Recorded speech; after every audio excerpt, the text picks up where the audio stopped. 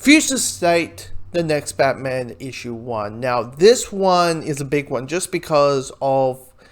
And it's a big one just because of who's writing one of the stories. Because this one's kind of like Superman of Metropolis, where you have a main story, and then you got all this like side quests, these side stories that kind of just gives a little bit more background, a little bit more detail what's going on. And I won't lie that the two backup stories, The Outsiders, that's basically featuring Satana. I always get Sagatana or Satana. Anyway, I always get those two names mixed up. Like, I know who I'm talking about, but I'm forgetting if there's a Z or a K. Damn it. And then the Arkham Knights. And those two are fine. And I won't lie, I didn't really dug Arkham Knights because the idea of here's a bunch of villains like Two-Face, like Clayface, like Killer Croc, like Victor Zsasz, and along with the Arkham Knight being a kind of protest, saving Gotham, find this new law enforcement that is taking away people's freedom, people's liberties, and all those types of things. Sounds cool, but it just feels like we're just jumping into the action, and it doesn't feel we're having any sort of context around it.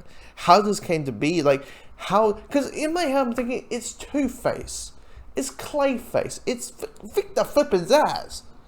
Victor Zsasz, what, he's like, nah, I don't feel like killing people anymore. I don't feel like being the crazy serial killer. What? I kind of felt like there should be like a mini, like a little like mini story or like a little like 3-part story inside maybe a Detective Comics or something, or a Batman, basically about these guys. Just how did this team came to be? Because all of it, I just felt like was just getting slapped into the action without the context really, and I just couldn't really dive into that one.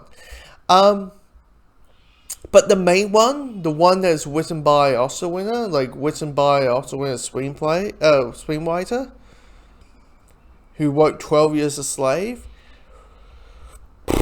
This is good. This is good.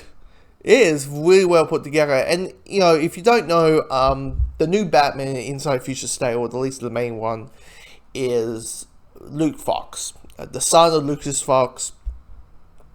And he is the new Batman, and he is doing a couple of things. One is he's battling the idea of like, how did the old Batman do it, and he has to kind of remind himself that, no, I'm the real Batman, I'm the OG. Like, he has to kind of pretend that Bruce didn't exist.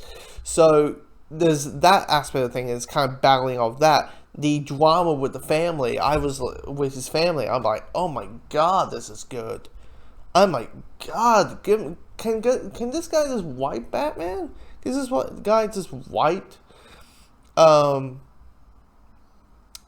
detective or something? Like, you know, having this level of depth, getting this level of things that comes with it, I was like, holy crap. And even with the villains, which are basically a gang. It's, you know, a gang who's wearing Bane masters, and it's kind of like wearing Luchador masters and recruiting these two kids, like just clearly kids, like clearly like a 10-year-old. And all that kind of stuff, and they're well put together. You understand where things put out. You understand the concept of even Bane, the I'll call Bane gang. I'll just call them the Banes. It's really well put together, and really have that level of depth. Takes its time, sets up everything, and it's really, really neat. It's really well good, and it's. While reading it, like I heard that this guy was the person writing the Luke Fox story was meant or is writing the next one, the Batman solo title, and I'm like, give give it to him. I'm curious what he would do to Bruce. You know, what would have been done if he does the main continuity? That I would be on board. That I would be, yeah. I just those first 20-ish pages is just absolutely full of depth and character, and it's just really well put together, really put well.